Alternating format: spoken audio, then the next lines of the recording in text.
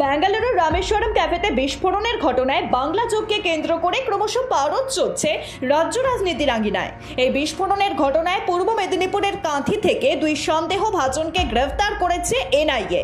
জানা গিয়েছে অভিযুক্ত দুইজন দীঘায় লুকিয়েছিল। শুক্রবার তাদের গ্রেফতার করে এনআইএ।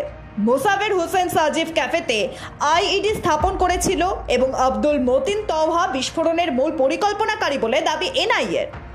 এই ঘটনাকে কেন্দ্র করে তোপ দেখেছে গেরুয়া শিবির। বিজেপির আইটি সেলের প্রধান অমিত মালব্য সোশ্যাল মিডিয়াতে লেখেন, দুর্ভাগ্য মমতা বন্দ্যোপাধ্যায়ের আমলে পশ্চিমবঙ্গ জঙ্গিদের নিরাপদ আশ্রয়স্থল হয়ে উঠেছে।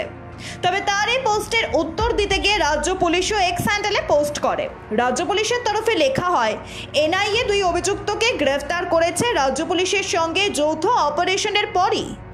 এর আবারও পাল্টা জবাব দেন অমিত মালব্য। তিনি বলেন, পশ্চিমবঙ্গের মুখ্যমন্ত্রী ও স্বরাষ্ট্রমন্ত্রী কে?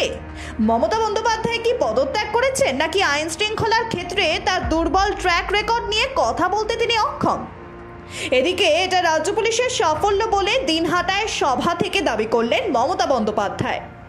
এনআইএর অভিযুক্তদের খুঁজছিল, সেখানে বাংলার পুলিশ তাদের গ্রেফতার করেছে বলে দাবি মুখ্যমন্ত্রীর। উল্লেখ্য, গত 1 মার্চ বেঙ্গালুরুর ব্রুকফিল্ড এলাকায় এক ক্যাফেতে আইইডি বিস্ফোরণ ঘটে। 3 মার্চ ঘটনার তদন্তভার হাতে নেয় এনআইএ। ওই ঘটনার অন্যতম মূল অভিযুক্ত মুজাম্মেল, তাকে 27 দিন পর গ্রেফতার হয়।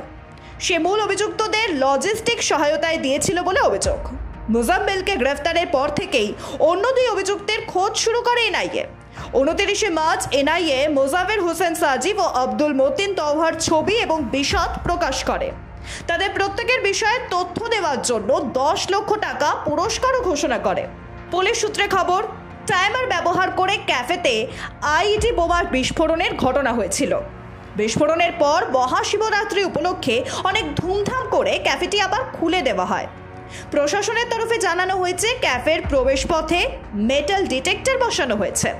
Bureau report, Ritam Bangla.